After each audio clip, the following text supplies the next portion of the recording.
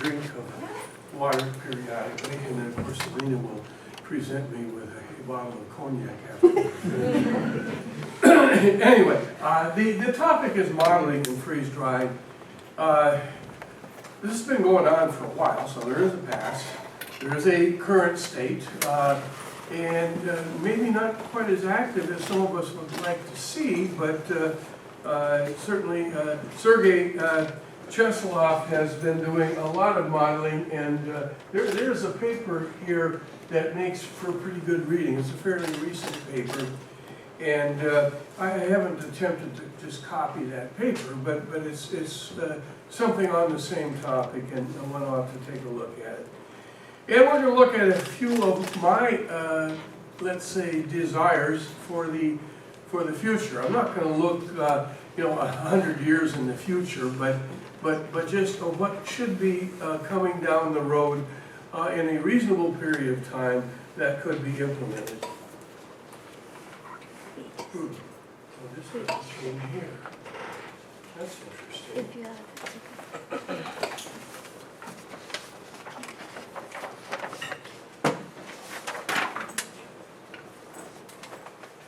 I can't change it here, but that doesn't probably matter. I'm going to stand here so we can just dispense with this thing. Oh, okay, all right, we'll see what happens. All right, it doesn't change on the screen, but it's only myself that sees the screen. So I will stand out here and it just locked up for some reason. Can I ask a question while you're... Oh, I guess so.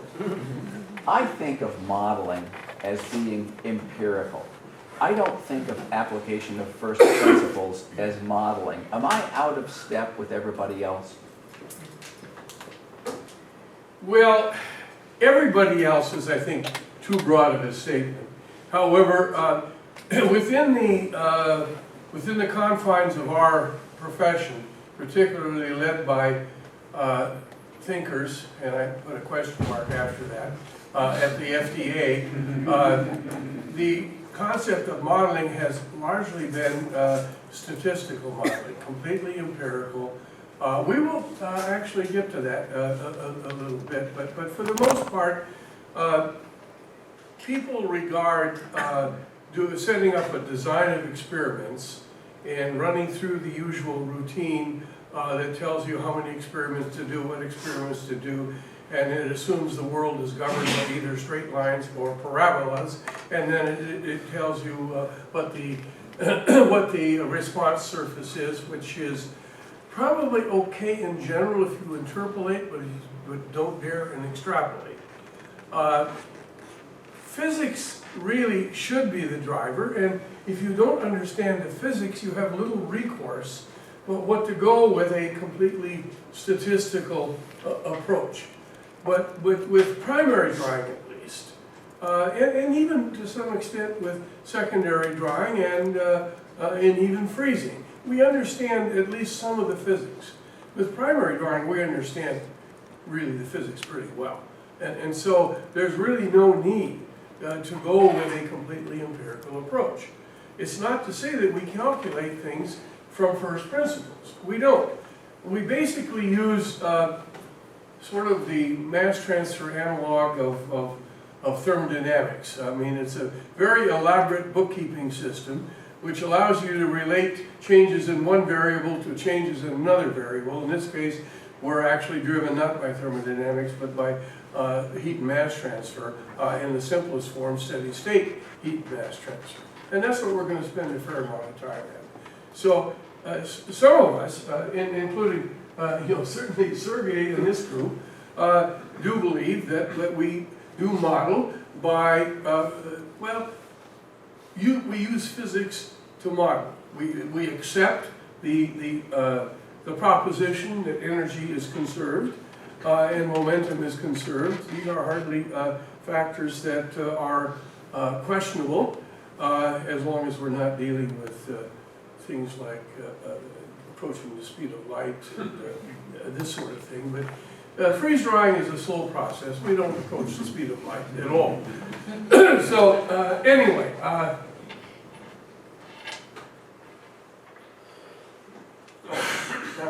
change here.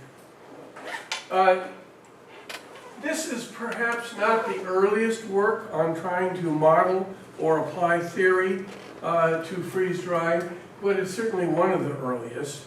And Marcus Carrel was in food science actually at MIT, and I visited him in there once many years ago. MIT decided to close down their food engineering, food science area, and he went to Rutgers, and I believe he retired some years ago from Rutgers. And anyway, this is a book that was published, and is a chapter on freeze dehydration of foods, translated, freeze drying of foods. Now, the engineers typically don't use the term lyophilization. And the lyophilization means the same thing as freeze drying. And yet we have this society, this group, the International Society for Lyophilization and Freeze Drying, making it seem like they're two different things. Well, they're really not. But I suspect when Tom Jennings first started that organization, he recognized that some of the people he wanted to reach thought about lyophilization, and they didn't know it was freeze drying. And some of the people who thought about the operation as freeze drying had no idea what the hell lyophilization meant. So he brought them together. But in any event, this early work, and you can see here the topics: heat and mass transfer and freeze drying.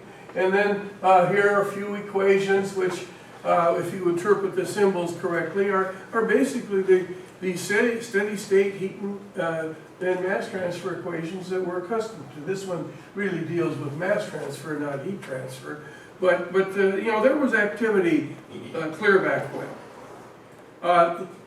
Why are we interested? Well, basically, if we do modeling studies, and again, I would argue that we probably should say theory-based modeling studies. So I agree with you, Steve. Guides formulation and process optimization efforts. Help design and interpret experiments. Help interpret the impact or the possible impact of deviations during a process. So there are a lot of uses. You better understand the impact of process and formulation variations on cycle time and product temperature history, in particular the sublimation rate with regard to the potential for overloading the freeze dryer, product temperature, particularly near the end of the process, where there's potential for exceeding the critical temperature, collapse temperature, eutectic temperature.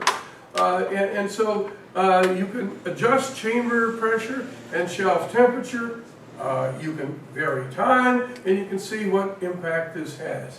And you do have to know something. You have to input key parameters: mass transfer resistance for vapor flowing through the dry layer, and heat transfer coefficients for heat transfer from wherever the heat's coming from, typically and nominally the shelf, to the product. Once you've got good data input, your calculations are essentially exact. So the problem, of course, is getting good input data, but this is fairly straightforward these days. You can assist in troubleshooting problems, and again, this goes back to saying, well, what happens if I have a problem in manufacturing and the shelf temperature increases by 5 degrees, or more commonly, the chamber pressure goes wacko, and we can't control the chamber pressure for a few hours. What's the impact on the product? Now, if you're measuring product temperature, you know for the vials you're measuring. However, those aren't representative of the product batch as a whole. And furthermore, these days, in a lot of cases, you're not putting probes in the product with auto-loading systems. But you can actually, with the calculations, you can answer the question, well, what's the temperature history? And from prior knowledge, from doing a good job of doing development, from developing a design space, you can then make a judgment of whether or not this was a deviation you didn't have to tell the FDA about. Much less spend a hell of a lot of time of your technical people writing up a bunch of nonsense that are called deviation reports. I shouldn't put it quite that bluntly, but in a lot of cases it's so much hand waving they could fly. And you don't want to do that. You want to defend what happened with knowledge and with a reasonable explanation. There are steady state models, and this is what we're going to focus on mostly, but the advantage is very quick and easily can investigate the temperature and drying time behavior for primary drying with mass and heat transfer input parameters. Limitations, well, we can't provide information during periods of rapid shelf temperature increase, during non-steady state. Now, it turns out that the programs we have don't consider the non-steady state, they don't consider the heat capacity, delta T, or DT, change in temperature with time. They don't consider that. It actually would be pretty easy to build that into the programs we have. But in most cases, we're in significant non-steady state, only really a very small percentage of the total processing time. So far we haven't bothered. You can't provide the information on residual moisture in the dry layer during the sublimation process, but we actually do have a model now that we can actually study basically the behavior in secondary drying. It's not quite as powerful in my view, because secondary drying is normally pretty easy to design. But there are certain things that maybe you would like to know, like if I want to achieve a moisture content in the intermediate range, 3 or 4%, which in some cases for vaccines in particular, but even some proteins, is the region of maximum stability. How do I do that in secondary drying? Well, that routine can be, basically the process can be developed with a little bit more intelligence than just pure empiricism using the model. Now, we also typically are talking about a one-dimensional model, a slab model, which is good enough for most applications, but there are occasions when perhaps you would like to have more. Now, the non-steady state model, the models out there are based upon a set of coupled differential equations. We assume, again, these very questionable things like conservation of mass and conservation of energy. We have to input some data. Boundary conditions are relatively flexible, and we can study a number of different cases. Now, we actually have 3 dimensions if there's an axis of symmetry, and in the case of a vial, there is an axis of symmetry, so we really have a 3-dimensional model by solving a set of differential equations in 2 dimensions and, of course, in time.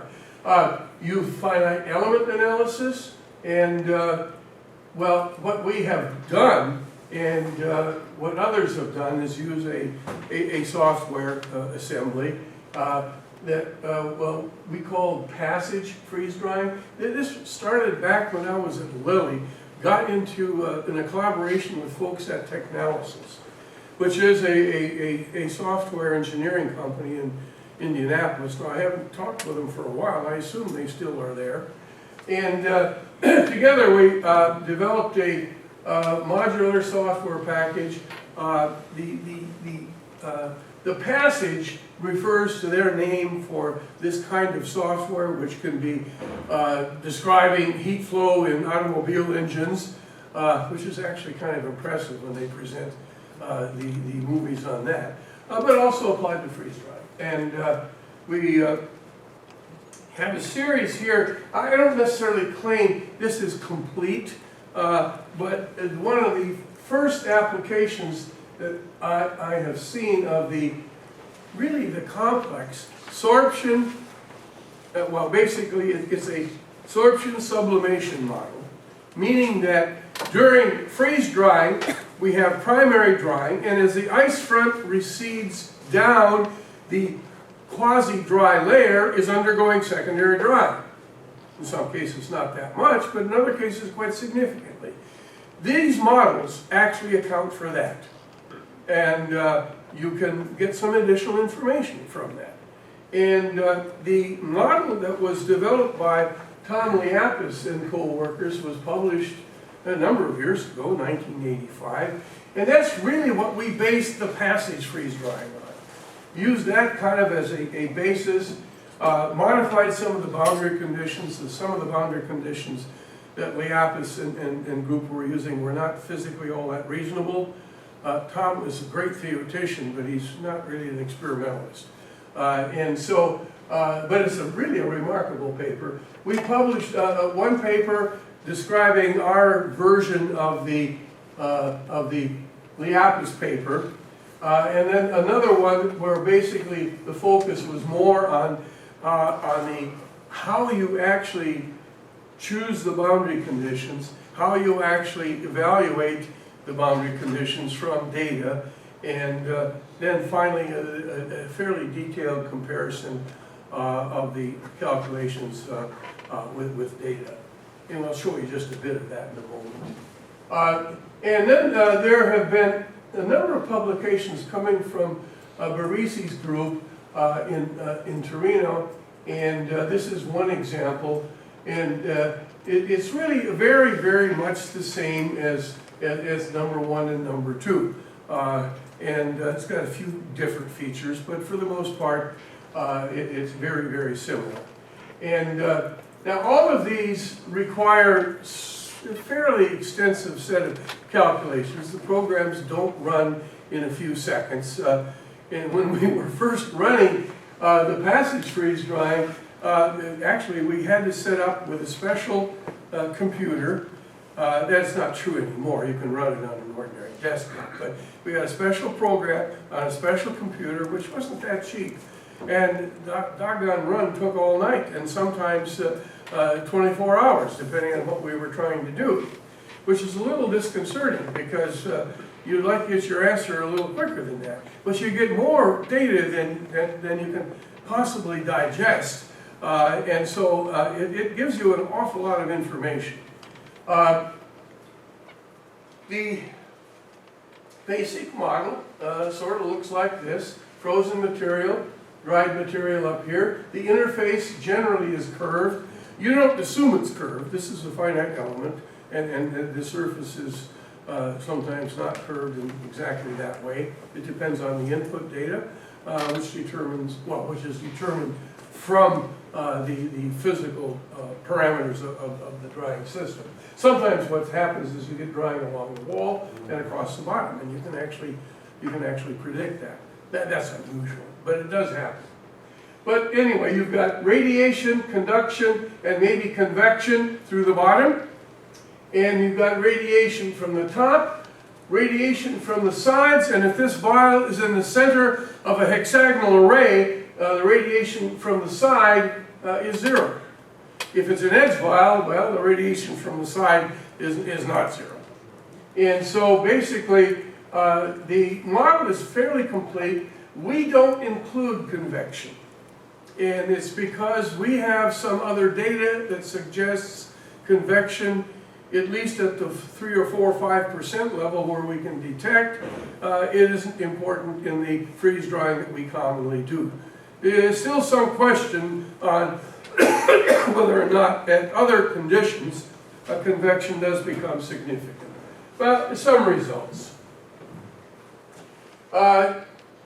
Shelf temperature, the symbols are an average of the thermocouple readings, and the open circles are the calculations. Now you'll notice that out here near the end of primary drying, the triangles go up very gradually because they're average. Not all vials dry at the same time. And the increase in temperature is very sudden for the calculation because it's essentially a calculation for the average vial, which actually doesn't exist in the batch, but nonetheless, it is the average vial.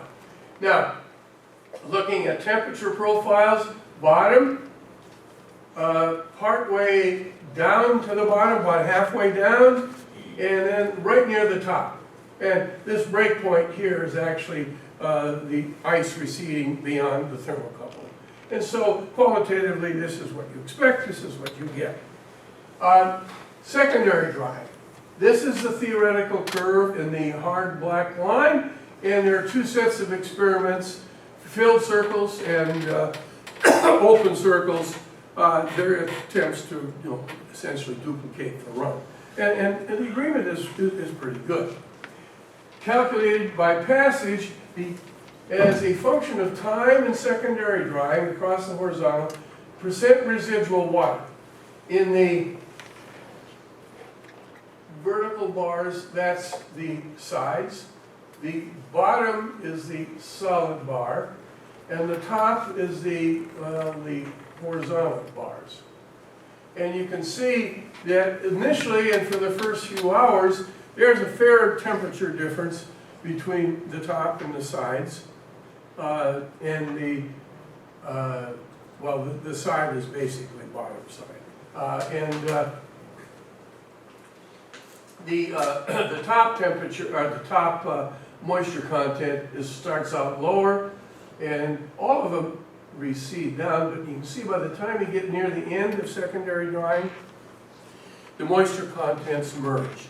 And that's essentially because the model, which reflects reality, says that yes, the rate of drying increases as the temperature increases, but it also increases as the moisture content increases, or alternately, as the moisture content decreases, the rate of drying decreases.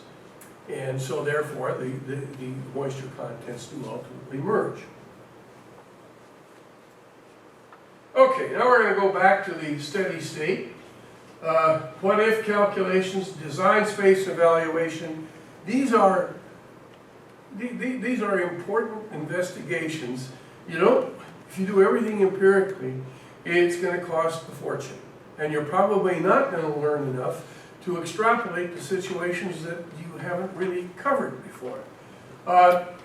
Robustness testing, test for the edge of failure. And the point is, the calculations are just as accurate as experiments. The equations are shown here. It's pretty simple. I mean, mass transfer, sublimation rate, area of the vial, difference between the vapor pressure of ice, which is a function of temperature, as given here, minus the chamber pressure divided by the resistance of the product and the stopping. That's the R subscript PS. Now, turns out the product is the major contributor to that. And heat transfer is shown in the next equation. dQ dt is the heat transfer rate, area of the vial heat transfer coefficient, which is a function of chamber pressure, times the difference between the shelf temperature, the sublimation temperature, and then there's the delta T, which is the difference between basically there's a temperature gradient, delta T, across the frozen layer. The heat transfer coefficient is defined in terms of the temperature at the bottom of the vial, and the temperature of the sublimation interface is lower than that, so delta T is actually a function of the sublimation rate, and it shrinks to near zero at the end of the process. Coupling equation, conservation of energy, and you get one equation. You get one unknown, temperature T, from which you can calculate the sublimation rate, and you can calculate from the sublimation rate, and knowing how much water you have, ice you have to survive, calculate the drying time. So you get drying time and you get sublimation rate.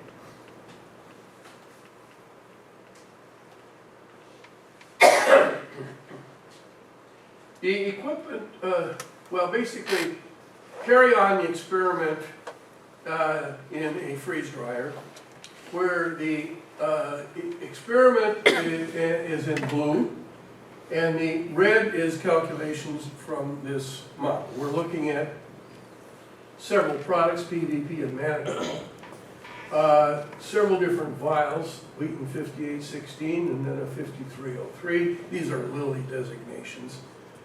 And different shelf temperatures, different chamber pressures. And again, we have primary drying time, and then we have, let's say, the mean temperature. Let's look at the blue is experiment, the red is calculation. And we look at the difference. 25.8 experiment, 26.9 red. Well, we're off a little bit. We'll go down here. That's a real nice one. 19.2, 19.1. I mean, you can't measure any better than that. Same thing here. If you look at temperatures, minus 27.8, minus 27.3, can't measure temperatures any better than half a degree. And so on down the line, minus 17, minus 17, I like that one. And down here, we're a little bit off, minus 13, minus 11.8. I'm not quite sure why, but there is some error in determining the end point of primary drying with the thermocouple data. You have to look at that shift up and then extrapolate. But the bottom line is, the calculations are as good as the experiment, and I would argue in some cases better, although I can't prove that. And published in 1985. This is not recent stuff. It's been around for a long, long time. And for the most part, it's been ignored for a long, long time. Originally, this ran on a mainframe at Lilly, and then we actually got it to run a version, special version to run on a desktop when I was at Lilly. And, well, I guess it wasn't too long after I got to UConn that I programmed it to run on an Excel spreadsheet. Sergey has a version that he has been based on ours that has been extended a little bit for scale-up calculations. There's a version on the SP website, and the Pfizer folks dubbed this program the Lio calculator. And so that's the term that we typically use. This is my spreadsheet that I currently use. It does accommodate variation in shelf temperature. Basically, you input the values in red. You see here R0, A1, and A2. Those are the parameters for the fit of the resistance to dry layer thickness. You have to determine resistance as a function of dry layer thickness by some method. There are two ways to do this that are fairly straightforward. MTM, manometric temperature measurement. If you don't like that, you can actually analyze cycle data in a special way with an Excel spreadsheet that I can provide if somebody's interested. So you can get this data fairly easily. And what you focus on, well, you get the temperature history of the product and primary drying, but typically focus on what's in red there. This is the maximum product temperature during sublimation. And then the green down here, which is the total drying time. This is for a mannitol formulation. Yeah, and so it dries pretty fast, and it dries at a pretty high temperature, but there's no worry, because in fact, mannitol does not have a collapse temperature. It's a crystalline material with a eutectic melting around -2, and you probably can't get enough heat to it to actually cause a problem. So, except for vial breakage problems, mannitol cycles are relatively idiot-proof. Now, what is the role of design of experiments? We addressed this in the beginning when Steve was here. It's too bad Steve now, because I'm going to dump all over design of experiments now. What is the role? Virtually no role at all. DOE is useful when mechanistic understanding is poor. The physics of primary drying is well understood, low IO calculator, and the more elaborate models that you can use as well. General statistics dogma is that DOE is an efficient way to generate a response surface or design space. And this is really not generally true for freeze-drying, and it is very, very untrue. It's a serious lie for design with primary drying.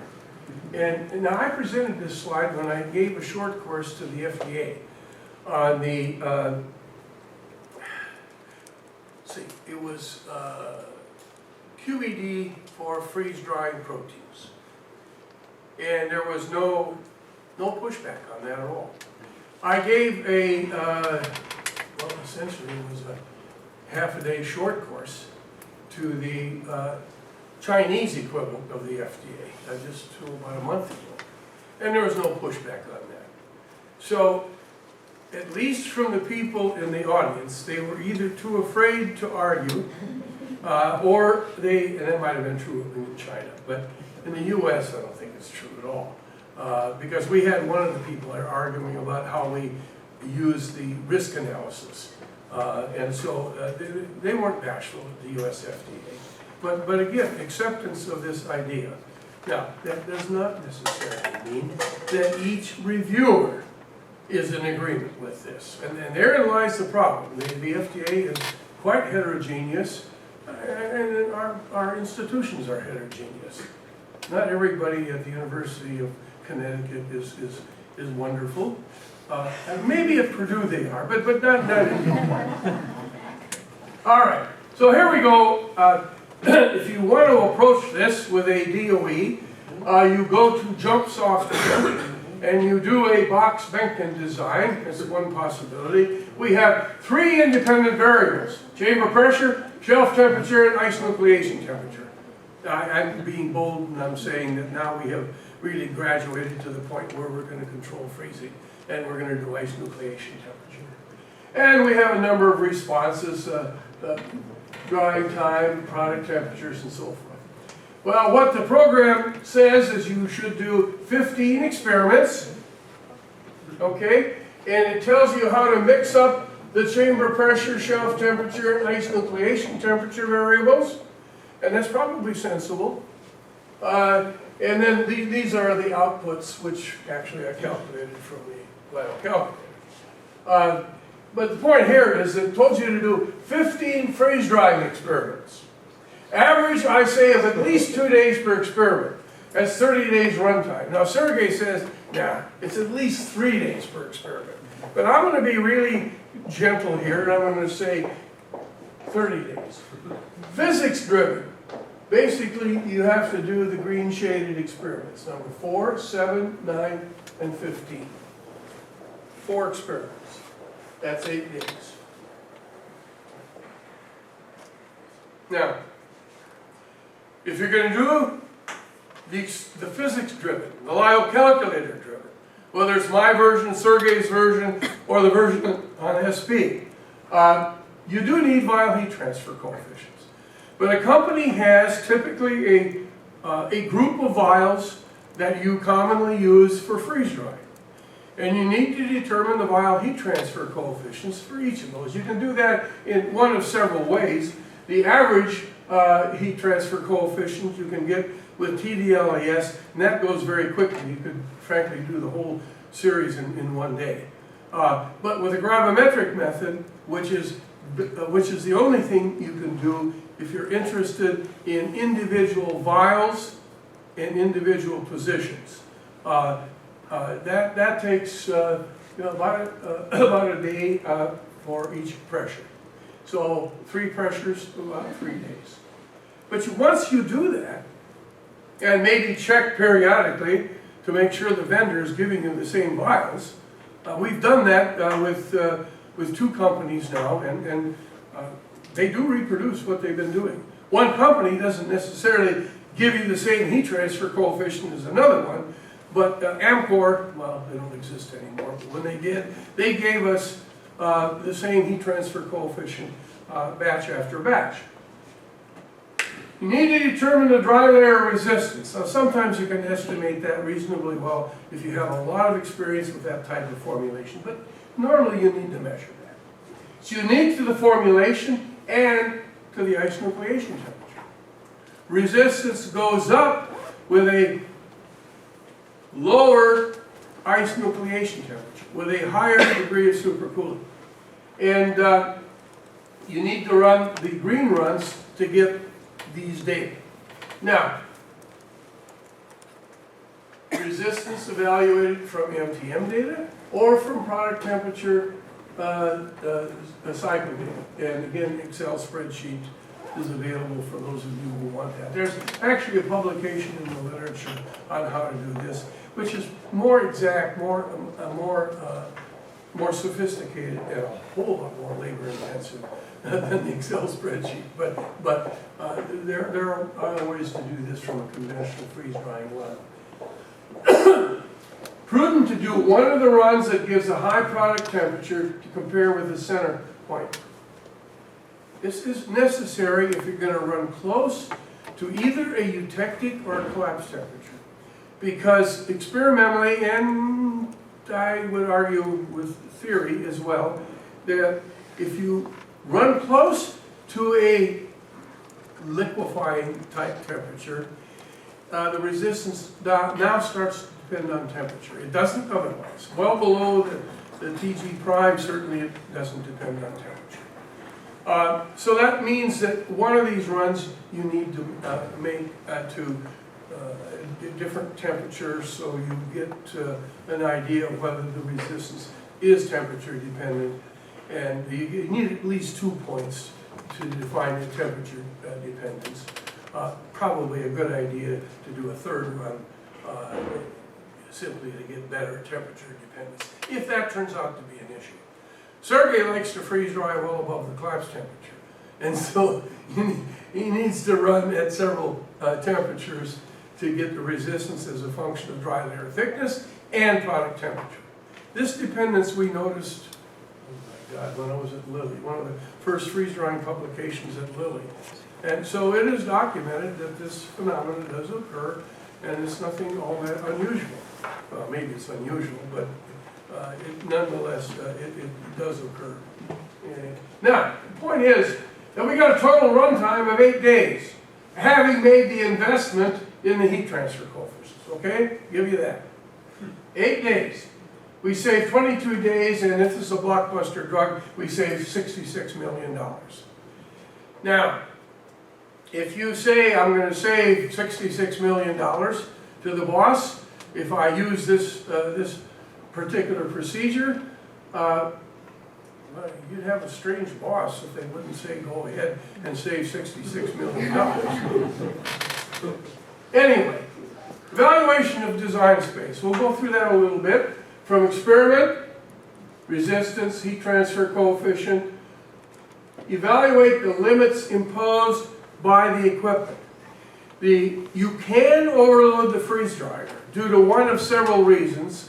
The two most common are essentially getting such a high sublimation rate that you cannot transfer the vapor from the chamber to the condenser at the set temperature that you have chosen.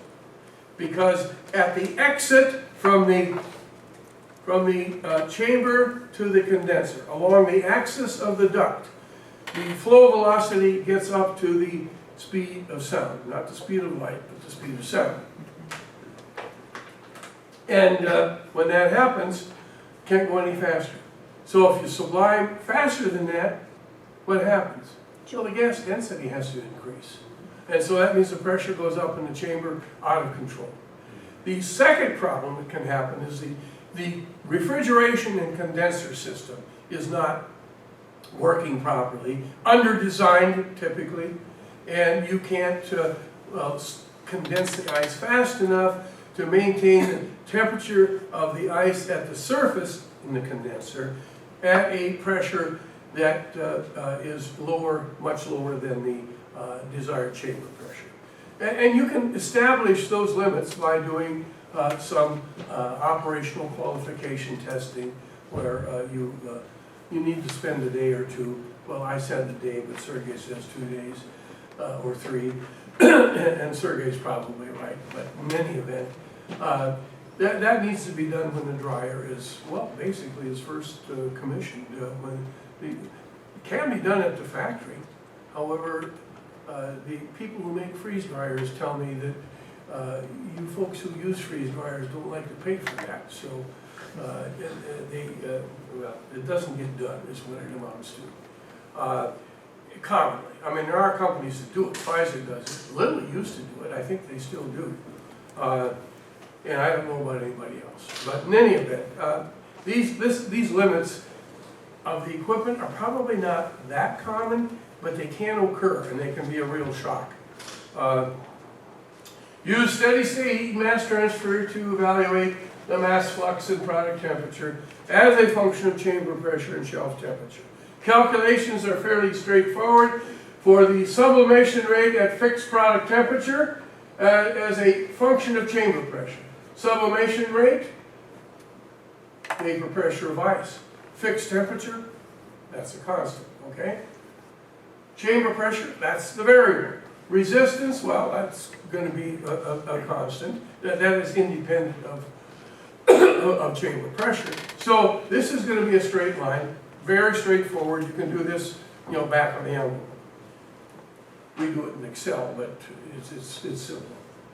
Then you use the Lyell calculator for the effective chamber pressure on the sublimation rate and product temperature at fixed shelf temperature.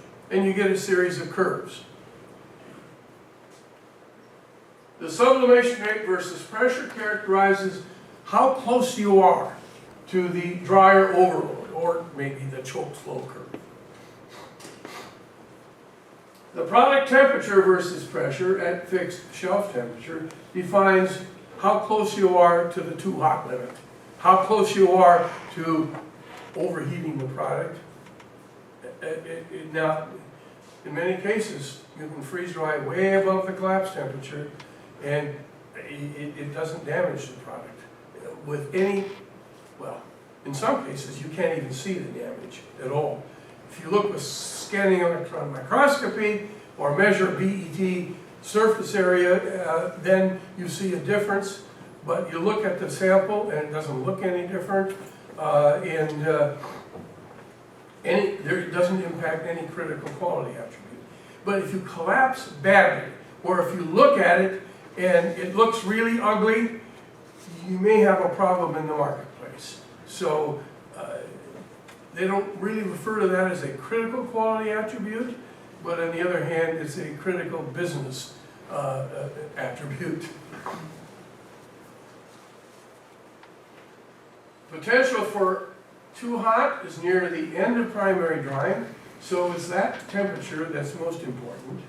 And for the dryer overload, the sublimation rate of most importance is that initially, when the resistance is lowest and when the sublimation rate is fastest.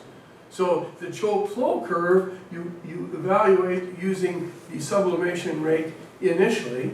For the approach to too hot, you use the resistance and the calculation when you're near the end of primary drying. This is a design space. Sublimation rate, chamber pressure. Now there are various ways to present design space. I'm giving a typical way.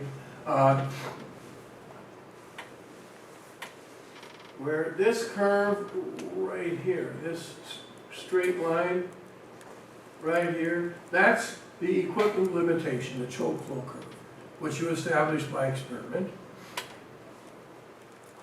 The dashed curve here at minus 25 in this example is the collapse temperature, or the temperature that you do not wish to exceed in the product. And everything in between is safe. You can freeze dry it without losing chamber pressure control. You're not going to get the product so hot that it undergoes collapse and looks ugly. Now, you could run this yellow safe zone way down here, but eventually you see the sublimation rate is decreasing so much that it's going to take you a month to freeze dry, which is not acceptable. It doesn't, something that takes a month to freeze dry, it may be okay. It may pass all requirements for critical quality attributes, but you are going to spend a lot more money freeze drying.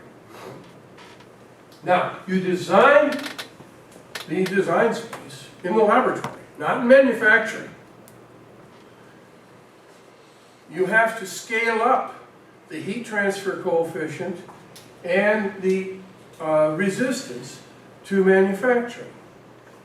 And the resistance you scale up by, well, first recognizing that the ice nucleation temperature in manufacturing is much lower. When we've measured it, 10 degrees lower than it is in the laboratory. Furthermore, there's a range of ice nucleation temperatures within a batch. In the laboratory, about 10 degrees, or even a little more than that if you want to go to the edges of the Gaussian distribution. And we assume the same variation exists in manufacturing. But the point is that if you're going to design for average, your average in the lab is different than in manufacturing. We don't measure in manufacturing the ice nucleation temperature, and we don't measure the resistance. However, we can measure the specific surface area in a manufacturing run, in an early engineering run, clinical trial run, something of that nature. That resistance, the resistance of that can be evaluated from the combination of specific surface area measurements in the laboratory for the same product, the same cycle, and the specific surface area and the resistance. There is a linear correlation between specific surface area and resistance. And you can use that, established in the laboratory, use that and use the surface area measured for a manufacturing run to calculate the resistance. And so that's the resistance that you would use if you're attempting to develop a design space for manufacturing, because that's really what the idea is. We don't sell the stuff we make in the laboratory. The heat transfer coefficient that you have measured for your vials, you're measuring in the laboratory. Now you can measure it in manufacturing, but it's so cumbersome that it's really not, in my view, it's not practical. And it's not necessary. We can scale up the center vials, the vials that are not on the edge, the vials that are surrounded by other vials in a hexagonal pack. The only difference is the emissivity between manufacturing and the lab. Emissivity in manufacturing about 0.3 for a highly polished stainless steel shelf, which is common but not necessarily universal.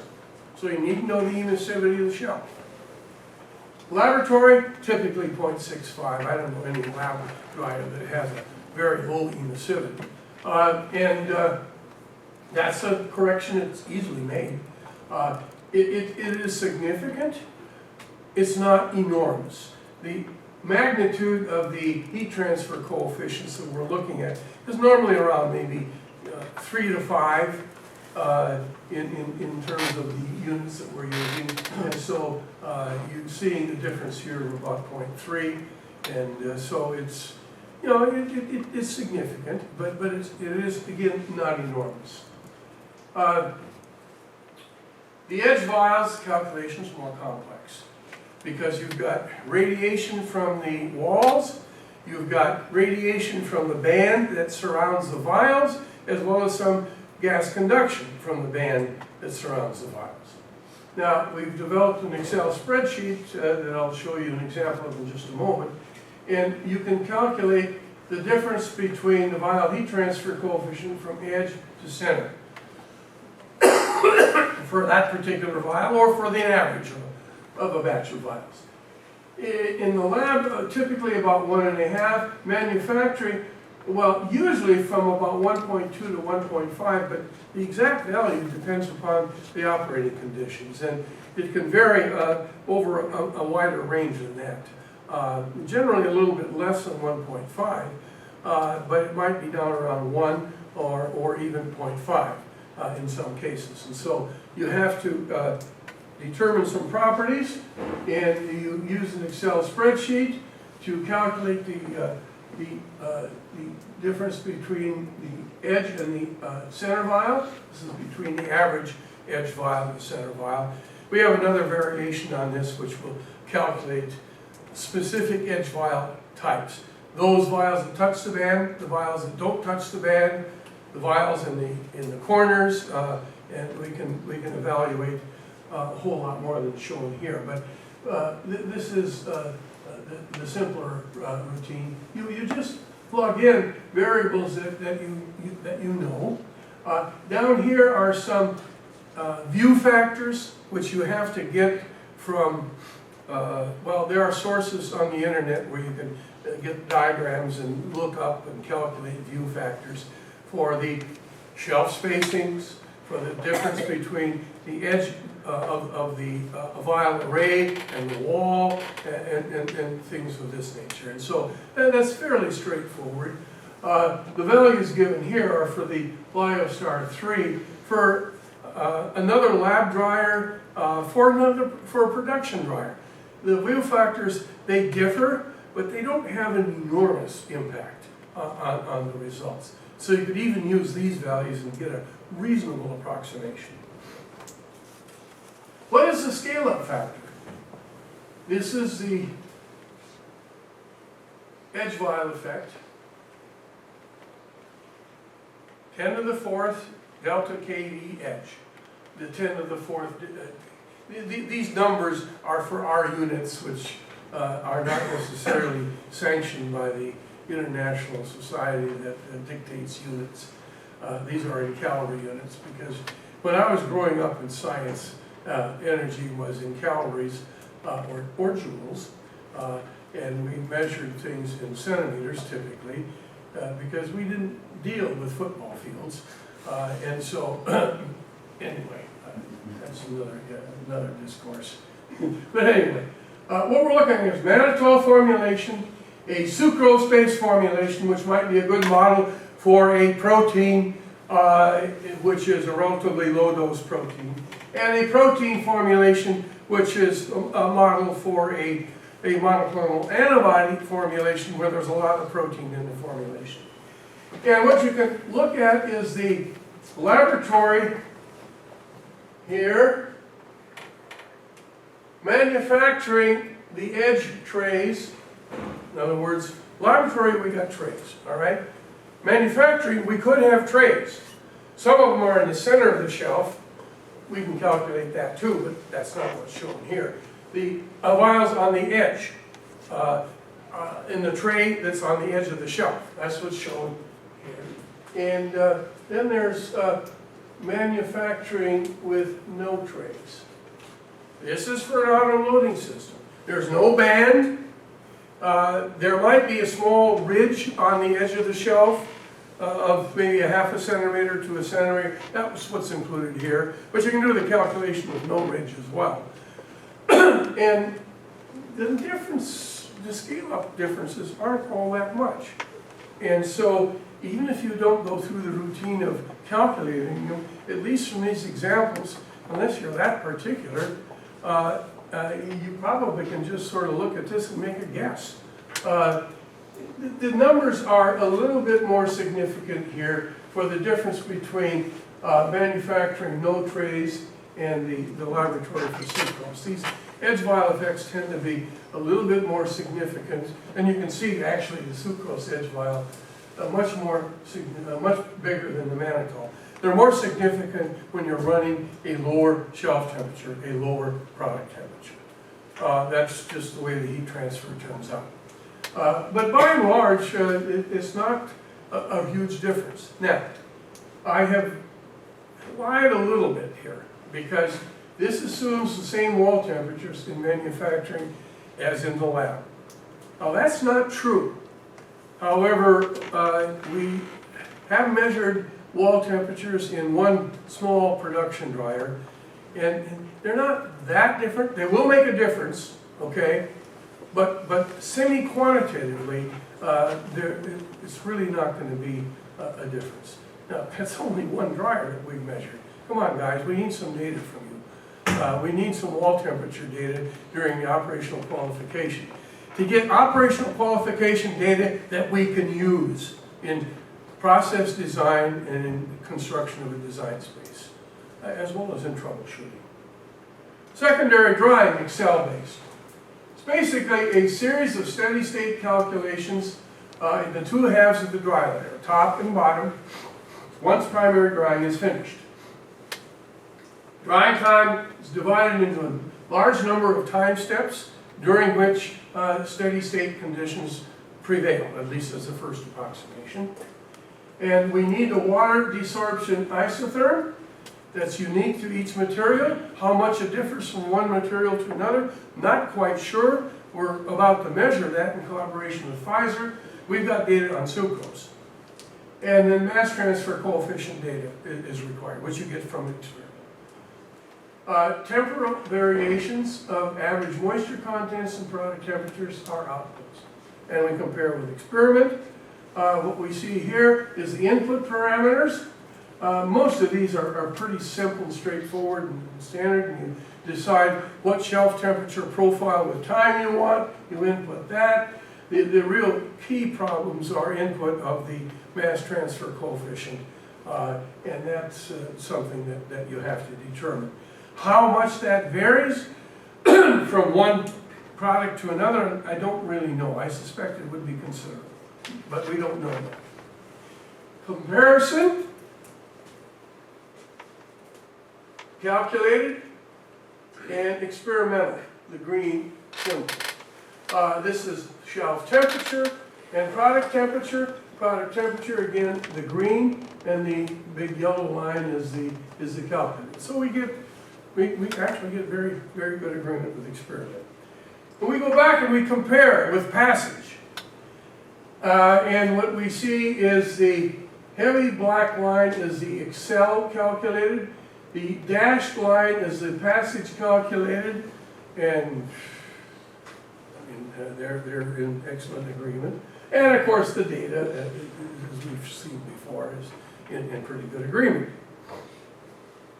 Additional comparisons of Excel with experiment under a wide variety of conditions, all for sucrose, but at different concentrations, different isonucleation temperatures, and different shelf temperature profiles. And the last one here, the agreement is not very good down at the low water contents. That's 15% sucrose. It might be that the parameters vary. The parameters vary with the solute concentration, at least at the extremes. But actually for 5 and 10%, it's all in pretty good agreement. So it looks pretty good. And this is available if anybody wants the Excel spreadsheet. We published the paper. Just some applications. Effective temperature time sequence. This is to say we're going to try to optimize the process to get maybe an intermediate water content. And what we see here is at minus 20 degrees, 0 degrees. And so it comes down and kind of flattens off. This flattens off at a little, maybe that level is too high. This starts to flatten off. And you notice that the curvature decreases as you go longer in time and more drying. That helps you with uniformity. And so a fairly long drying time at a fairly low shelf temperature is probably the way to get to the intermediate moisture content that you want. And then these lines just show different shelf temperature combinations. And obviously the real fast one here is the one down here, which is at 60 degrees. And you might say, well, who uses 60 degrees? Actually, we use 55 degrees for factor 8. I know Merck has used 55 or 60 degrees at least in one product. So it's not that unusual to use a very high temperature, and there's some benefits in doing so. This shows difference between top and bottom. Let's just take the 60 degrees, the top, and goes down here. Now, the top starts out at a lower water content because we're starting this at the end of primary drying, where there's been some secondary drying. Okay, so we start lower, we drop down. Here, the bottom, we start much higher, and it doesn't take too long before the water contents merge. And again, this is due to the fact that the drying rate is much lower when the water content gets lower. So one that's rich in water catches up eventually with one that's poor in water. Modeling of freezing, more difficult, okay? But some progress has been made. It's pretty simple just to model the freeze concentration effect. Now this is important in some areas, but basically pseudo-steady state heat transfer, ice formed, and we assume that once ice is formed, that we follow the liquid is curved down, in other words, equilibrium. Processes are fairly slow in freeze drying, so that's a pretty good assumption. And basically, this is the temperature profile, and this is the water content, percent water liquid. We start out with 70 because this is 30% solids. We see a jump here associated with the onset of freezing, the ice nucleation, and then a drop down, and then a flattening off when we get down to the glass transition temperature, Tg prime. So that's pretty easy on an Excel spreadsheet to do that. Now, the detailed freezing in vials is a little bit more difficult.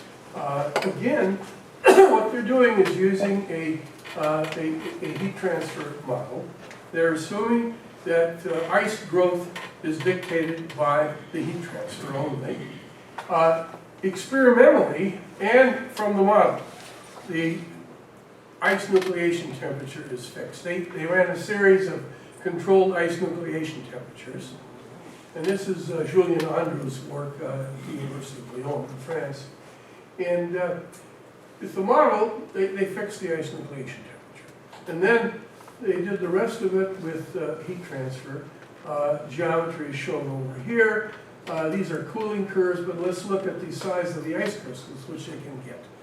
They basically, they had a cold room where they would take the frozen samples in there, microtome them, and the graduate student, I imagine, wore a pretty good jacket. I saw the cold room when I was visiting there. And it was cold. It was really cold. And then they would do microscopic observation and image analysis to get the size of the ice crystals. And the size of the ice crystals, I guess it's average size of the ice crystals, is a function of nucleation type. Calculation is the solid, okay? And the experiment are the circles. Now, up here it's starting to deviate a bit as you're getting up to very high temperatures. But, you know, for the most part, and certainly for the temperature regions we're interested in, it's actually pretty good. More detail, experimentally, with you can see a difference in ice crystal size. It's not, to me, just looking at that, super obvious exactly what the trend would be. But it tends to be a little bit smaller at the bottom and a little bit smaller at the top. And we're showing different curves here. The ice crystal, well, this is the height from the bottom. So we're going from bottom up. We start here at fairly low, about 2080 microns, go up, and then near the top, we actually go down again. And that's kind of what this indicates, and well, if you believe the image analysis, that indeed is what that indicates. And if you use a higher ice nucleation temperature, -4, you can see that the curve is to the right, higher average crystal size, a higher pore, and what that means basically is a lower surface area of the ice, and larger ice pores, and faster primary drying. Slower secondary drying, but faster primary drying. Syringes.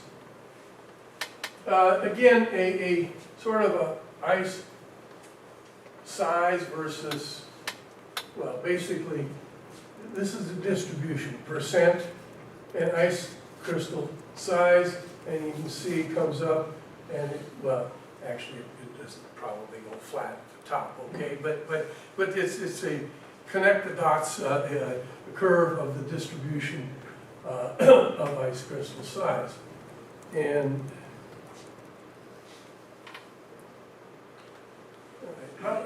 this is sublimation temperature for basically the dashed line is without annealing.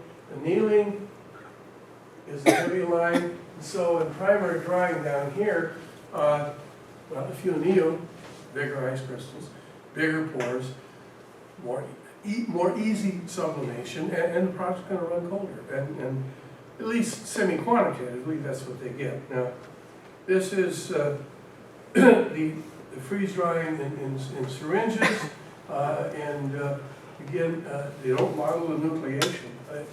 They determine the nucleation temperature, well, fix the nucleation temperature in the model, and then basically use heat transfer equations to calculate the size of the ice crystals and the distribution in various regions of the, in this case, of the syringe. Now, this shows the experimental temperatures in the dashed line, the dotted line. This is the nucleation event. Now, the calculations show the heavy curve. Now, the heavy curve doesn't show the release of heat from the nucleation. They don't put that in. But the rest of the agreement actually is pretty decent, and it's not super quantitative, but it's good enough to be useful. The problem is, in part, that these models are fairly complex. They don't run on an Excel spreadsheet. You can probably run the program on your laptop, at least I'm assuming that's the case. But on the other hand, it would be nice to have simpler models, maybe Excel-based models for freezing. We do need to clarify the role of convection in heat transfer. Again, there are data out there that we have provided that indicate convection is not important. There are some other studies out there by reputable people, like Steve in the back of the room, where's Arnab, yes, that suggest that convection is important in some cases. We need to reconcile those differences. And Alina is working on that right now, I hope. Okay, good. Anyway, additional applications for steady-state modeling. We need to include the impact of natural variations. We're in the process of doing that now. Haven't really published that yet, given some lectures on it. The point is that when we design a process, it's not sufficient to have the average product be acceptable. We don't want to kill half of the patients and then half the patients are cured. So what we need to do is take into consideration the variations. There are variations in position. There are variations in vial heat transfer coefficient among nominally equivalent vials due to differences in the bottom contour of the vials. They're not all identical. And in a given batch of vials from a given vendor, there is a variation over almost a factor of 2 at the extremes, but standard deviation typically about 5% for center vials. Edge vials, similar variation, but now the edge vials are shifted, but there's a variation in the heat transfer there. Now, within a batch, maybe let's say 5% variation in a given vial position. If you go to another vendor and get the same vial, the variation in the 20 cc tubing vial that they provide, actually it may not be much at all. We've got an example of that. But we've got an example of, what was about a 15% difference. And 15% difference in heat transfer coefficient is a big deal. So don't assume that all vials are equivalent simply because they're 20 cc tubing vials. And anyway, we need to include all those variations in a design space. So we know how close we are to to failure, whether we're on the edge of failure or not. And in fact, so far what we've done shows that if you've got a safety margin for your average of more than about 2 degrees, you're generally going to be okay, generally. But the fact is that you can actually do some calculations from the data that we've already talked about to assess that. We need to publish databases for the key parameters. KV, there's some data in the literature, not much. Other people have got to publish their KV data, and we've got to publish our more recent data, which we're in the process of doing. We can get KV by gravimetric or TDLES. TDLES is super easy. Now, what you don't get with TDLES is really the positions. You cannot look at vial to vial variation. You get an average. But the average may be enough for what you're trying to do. I think we're working on this. I think we can get a reasonable estimate of the difference between edge vials and center vials with TDLES. And that probably would be good enough for most applications. But you still need to make an estimate of the standard deviation in the vial heat transfer coefficient of nominally equivalent vials. Is 5%, and we've seen values from 3 to almost 7%, and that makes a difference. We need to get some work published. Resistance measurements. Now, again, specific surface area is a good surrogate for resistance. It's very important. Surface areas are normally not measured on freeze-dried products, but frankly, it's generally more important than the moisture content, to be honest with you. And of course, we wouldn't think of not measuring the moisture content. Well, at least some people are of that opinion. I am of the opinion that once you run for a period of time and find your moisture contents are well within the range of tolerance, what are you trying to prove? I mean, that the sun won't rise the next day? And so not much point in continuing that. But nonetheless, manufacturing dryer behavior during representative dryer runs, and characterization of more types of production dryers by computational fluid dynamics, vapor flow. Trying to, Lena, got to work on this, Arnav. Look at different types of dryer designs, including some of the hardware in there for CIP, SIP, and try to arrive at what the choke flow curve might look like. And quite honestly, I don't think that would be an insurmountable task. Then for a user to look and say, well, my dryer isn't exactly like that, but it's pretty darn close. And so you can get an estimate of the choke flow curve. You can certainly do that experimentally and should do it. But you know, without experiment, you might be able to make some reasonable guesses. The final point here is probably the most important one. Educate and convince the FDA that modeling can add value. Now, again, the select groups that I've had contact with on this seem to buy into it. But I don't think, generally speaking, that represents the view of all reviewers, or even indeed most of the reviewers. So we have some work to do. And it's time for the cognac.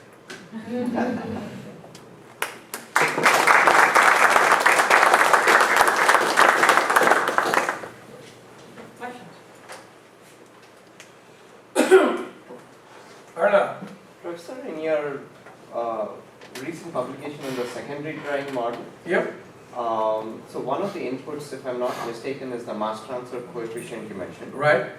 So the measurements for that, are you using like a measurement based on sample thief residual moisture to go off of that? Well, basically what you do is you make the assumption that the model is correct. And the model is actually based upon linearity on square root of time for drying, other things being equal. Turns out the original passage model was based upon linearity on time. And you can sort of make that work, but this doesn't really reflect experimental reality that well. And so we've gone to a model based on square root of time. So in other words, you take the derivative of moisture content with regard to square root of time.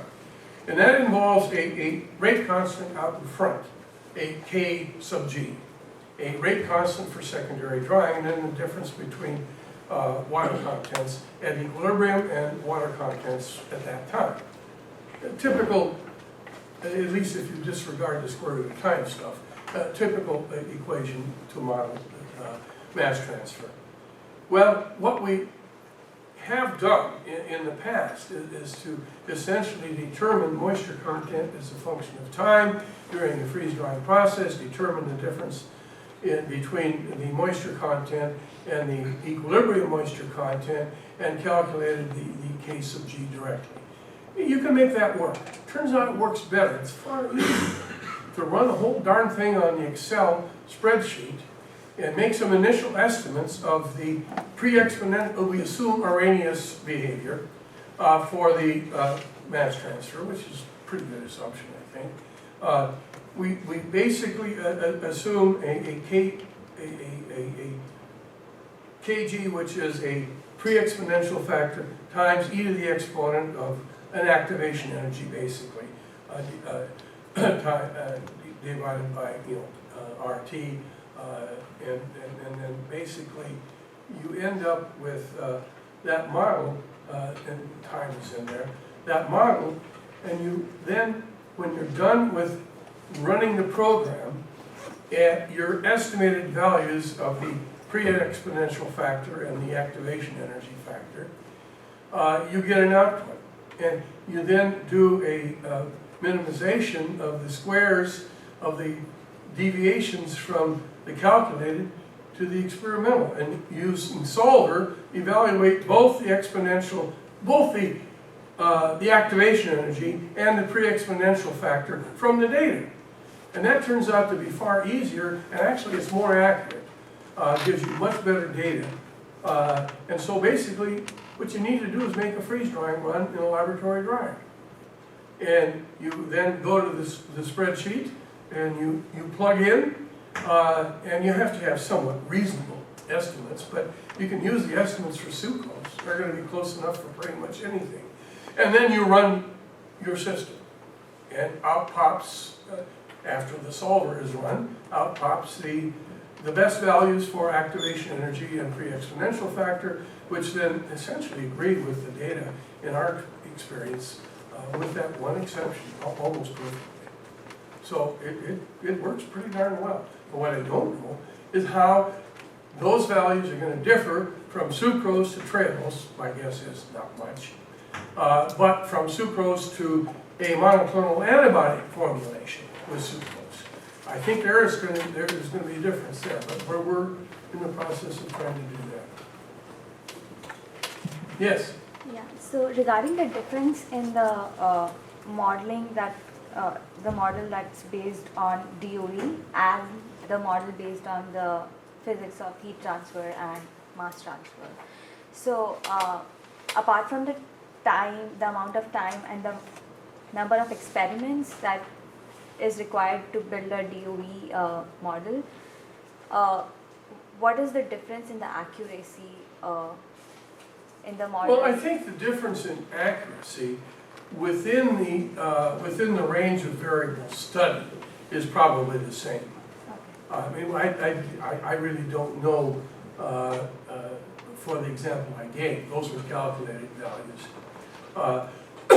But it is pretty obvious that if you go very far away from the range of variables that is chosen. I mean, one of the key things if you're doing DOE is to choose the right variables, yes, and choose the right range.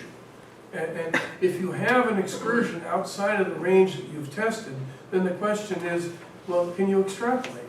Well, you might get lucky, but on the other hand, I would rather not trust my luck. I would rather trust the conservation of energy.